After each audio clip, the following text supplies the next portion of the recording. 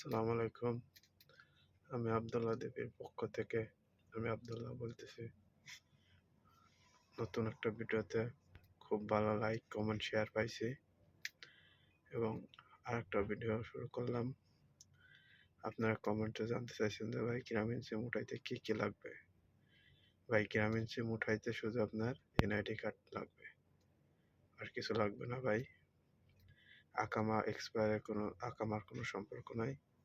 আকামা থাকলেও চলবে, না থাকলেও চলবে, শুধু এনআইডি কার্ডের ফটোকপি হলেই চলবে এবং আপনার নামে সিম থাকলে আপনি উঠাইতে পারবেন, নতুন নিতে পারবেন।